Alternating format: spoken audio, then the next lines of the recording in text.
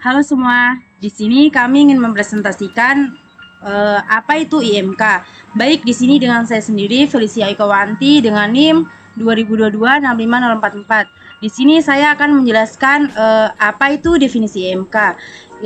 Interaksi manusia komputer atau IMK adalah ilmu yang mempelajari bagaimana manusia berinteraksi dengan komputer atau sistem komputasi lainnya. Tujuan utamanya adalah untuk merancang dan mengembangkan sistem yang memudahkan pengguna dalam berkomunikasi dan berinteraksi dengan teknologi.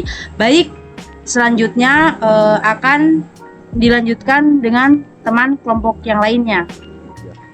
Baik, selanjutnya saya Filnawati Dedang dengan NIM 2022-65055. Di sini saya akan menjelaskan tentang komponen utama IMK.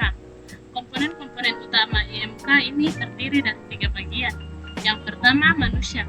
Manusia merupakan pengguna user yang memakai komputer atau sistem tersebut, di mana manusia sendiri memiliki karakter dan perilaku yang berbeda-beda dengan kebutuhannya dalam menggunakan komputer.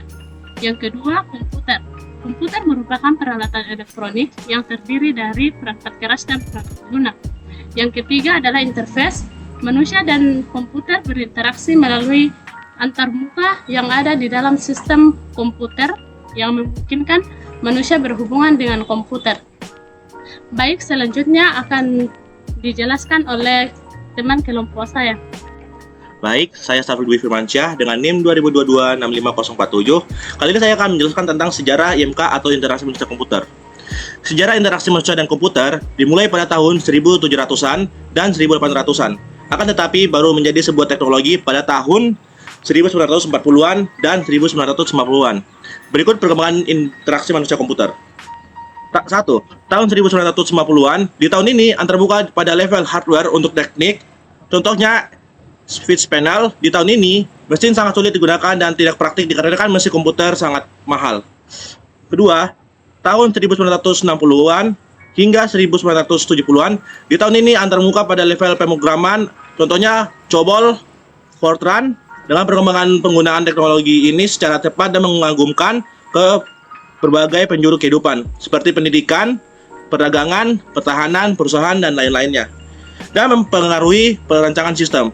Yang ketiga, tahun 1970 hingga 1990-an. Di tahun ini muncul isu teknik antarmuka pemakai user interface. Antarmuka pada level instruksi pada peneliti akademis mengatakan suatu rancangan sistem yang berorientasikan kepada pemakai dan memperhatikan kapabilitas dan kelemahan pemakai ataupun sistem komputer akan memberikan kontribusi kepada interaksi manusia komputer yang lebih baik.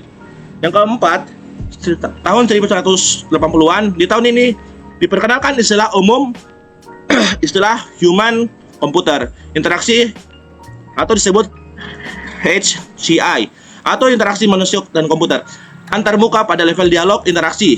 Contohnya GUI dan multimedia. Yang kelima, tahun 1990-an di antarmuka pada level lingkungan kerja. Contohnya sistem network dan group wire. Yang keenam, tahun 2000-an. Antarmuka berkembang dengan luas seperti mobile device dan interface screen. Baik, selanjutnya saya akan serahkan kepada teman kelompok saya. Baik, saya Muhammad Farhan bin Alam Mustamir dengan NIM 2022-65049.